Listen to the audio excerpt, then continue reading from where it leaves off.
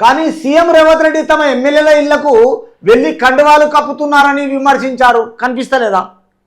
అంటే మీకు 4 కళ్ళు ఉన్నాయా? ఇవి సీఎం ఇంటికి వచ్చిండు, వాళ్ళ ఇంటికి పోలే. అదే అన్నీ తొండి, అన్నీ ఉల్టా మాటలే తప్ప ఇంకేమీ లేదు.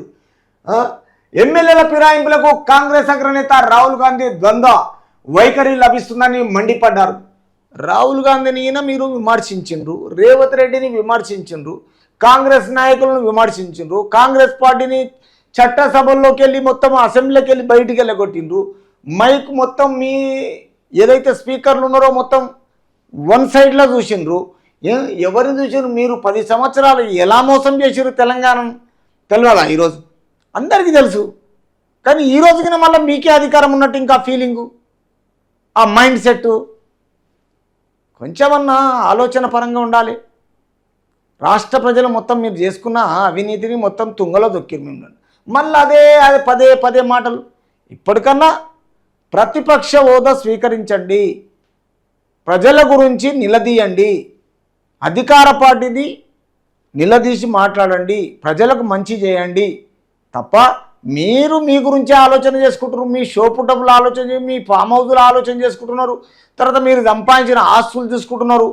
యథావిధిగా ఉండాలి, కాంగ్రెస్ వాళ్ళు మమ్మల్ని ఏమంటలేరని అందరినీ లోపలికి పంపిస్తారు. ఆ ఊరు టైం వచ్చినప్పుడు ఫామ్ హౌజులు, కబ్జాలు, కబ్జా కోరుతనాలు, కాలేజీలు, తర్వాత ఏమేమి చేసిండ్రో, ఏమేమి సంపాదించుకురో, మీరు ఏ స్థాయికి వెళ్ళి ఎక్కడికి వచ్చిరో ఒకసారి ఆలోచన చేసుకొని గుండె మీద చేసి నైట్లా ఇలా మాట్లాడతారు మీరు.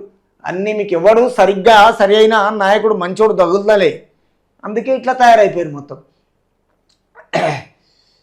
ఓవైపు రాజ్యాంగం గొప్పతనం గురించి మాట్లాడుతూ మరోవైపు అదే రాజ్యాంగాన్ని అవమానిస్తున్నారని అన్నారు. అంటే మీ అయ్యి అనలేదా? నేను చెప్తా రాసుకో, ఏ మీడియాని లెక్క పెట్టకుండా రాజ్యాంగం నేను మారుస్తా అన్నాడు. అక్కడ మోడీ అంటాడు, ఇక్కడ మీరు అంటారు. అంటే కాంగ్రెస్ వాళ్ళు అననోళ్ళనే మీరు బదలాం చేస్తారు.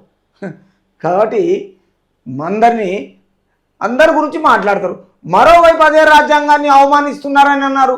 కర్ణాటక, గోవాలో కాంగ్రెస్ ఎమ్మెల్యేల కొనుగోలుపై బీజేపీని తప్పుపడుతూ మరోవైపు తెలంగాణలో మాత్రం ఫిరాయింపులను ప్రోత్సహిస్తున్నారని ఆగ్రహం వ్యక్తం చేశారు. వాస్తవానికి పార్టీ ఫిరాయింపులకు శ్రీకారం చుట్టిందే కాంగ్రెస్ పార్టీ అని ఆరోపించారు. మీ అవినీతిని చూసి మీరు చేసిన మీ మేనిఫెస్టోలలో ఒక్కటి లేకుండా అప్పుల పాలు చేసింది కాక ఇంకా ఈరోజు మళ్ళా తిరిగి మీ కొనుగోలు బీజేపీ అన్నీ మీరు చేసిండ్రు. కొనుగోలు ఎమ్మెల్యేలను మీరే చేసిండ్రు, పార్టీలను భూస్థాపితం చేసిండ్రు. ప్రాంతీయ పార్టీ ఉన్న టీఆర్ఎస్ను తెలంగాణ రాష్ట్ర సమితి, ఇలా భారతీయ రాష్ట్ర సమితి బీఆర్ఎస్గా చేసిండ్రు. ఏం లాభం? ఏ స్టేట్లో ఉన్నారు? మీకు ఎమ్మెల్యేలు ఉన్నారు, ఎంపీలు ఉన్నారు. తెలంగాణలో మీకు వచ్చినది ఏముంది? అందరూ వెళ్ళిపోతున్నారు. మీకేందంటే వెనక పోతే గొయ్యి, ముంగల పోతే బాయి, ఆ టైప్ అయింది మీ పరిస్థితి. రేపు మీ పార్టీకి పోతుంది, మీ పార్టీ ఆఫీస్లకి షోకాస్ నోటీస్ ఇస్తారు. కొంచెం ఆలోచన చేయండి. అంత తొందరలోనే తొందర పడకుండా మీరు. తర్వాత ఆగ్రహం వ్యక్తం చేశారు. వాస్తవానికి పార్టీ ఫిరాయింపులకు శ్రీకారం చుట్టిందే కాంగ్రెస్ పార్టీ అని ఆరోపించారు. కాంగ్రెస్ పార్టీనే బదలాం చేసేది మీరు, ఇంకెవరిని చేస్తారు? కాంగ్రెస్ని ఎండగట్టడానికే వచ్చాం. ముఖ్యమంత్రి రేవంత్ రెడ్డి కాంగ్రెస్ అధిష్టానం అనుమతి తీసుకొని ఫిరాయింపులకు పాల్పడుతున్నారని, పాత్రధారి తెలంగాణలో ఉంటే సూత్రధారులు ఢిల్లీలో ఉన్నారని కేటీఆర్ ఆరోపించారు.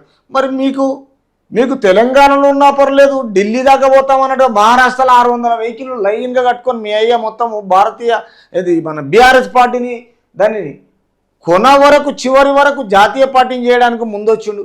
మరి ఏం చేయగలిగిండు? ఏం చేసిండు? తెలంగాణ డబ్బునంతా పాడు చేసి ఈరోజు మళ్ళా అదే భారతీయ ఏమంటారు బీఆర్ఎస్ పార్టీ టీఆర్ఎస్ పార్టీగానే ఉన్న తప్ప అది ఎక్కడా లేదు.